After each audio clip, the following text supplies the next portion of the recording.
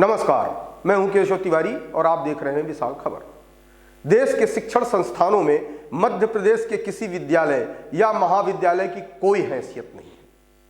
17 वर्षों में नजर डाली जाए तो अपवाद स्वरूप कमलनाथ 1 वर्ष के लिए प्रदेश के मुख्यमंत्री बने, लेकिन अधिकांश समय इस प्रदेश में शिव का ही राज रहा।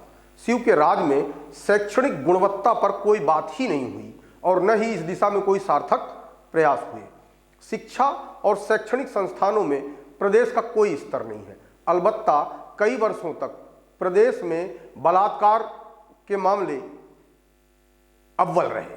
हालांकि इस पूरे मामले में सरकार की कोई भूमिका नहीं होती, लेकिन इस तरीके के अपराध प्रदेश में लचर कानून व्यवस्था की वजह से ही बढ़ते हैं। देश के 10 शीर्ष शिक्षण संस्थानों में पहला नंबर IIT मद्रास, दूसरा IIT बॉम्बे, तीसरा IIT दिल्ली, चौथा IIT कानपुर, पांचवा रुड़की, छठा IISc बेंगलुरु, सातवां IIT हैदराबाद, आठवां IIT खड़गपुर, NIT कालीकट और 10वां MNIT प्रयागराज है।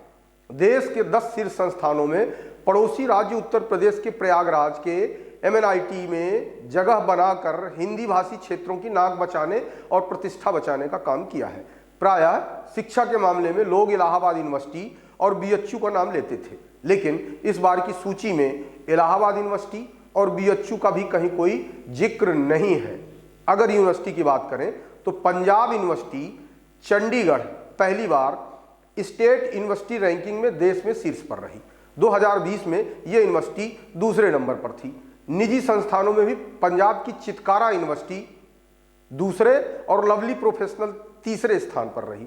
अगर निजी संस्थानों की बात की जाए तो इस पूरे मामले में उड़ीसा के कलिंगा इंस्टीट्यूट ने लगातार दूसरी बार सर्वश्रेष्ठ प्रदर्शन किया, जबकि पहली रैंकिंग में वह दूसरे पायदान पर थी। कॉलेज श्रेणी में पुणे का कॉलेज ऑफ इंजीनियरिंग अव्वल रहा। ऐसा नहीं है कि मध्य प्रदेश के अंदर अच्छे विश्वविद्यालय नहीं है। सागर का हरि सिंगौर विश्वविद्यालय केंद्रीय विश्वविद्यालय की मान्यता प्राप्त है। इंदौर में भी अहिल्याबाई होलकर विश्वविद्यालय को लोग अच्छा शिक्षण संस्थान मानते हैं, लेकिन इतना सब कुछ होने के बाद भी इन शैक्षणिक संस्थानों का देश में कोई वजूद नहीं है। अब बात करते हैं प्रदेश में निजी विश्वविद्यालयों की।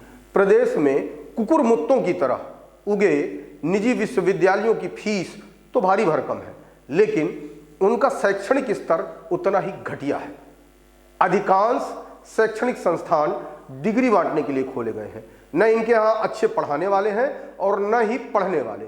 घटिया शैक्षणिक संस्थानों की वजह से देश के अंदर डिग्रीधारी लोगों की संख्या तो बढ़ रही है, लेकिन यह उस डिग्री के आधार पर कोई भी रोजगार खोज पाने में अक्षम है।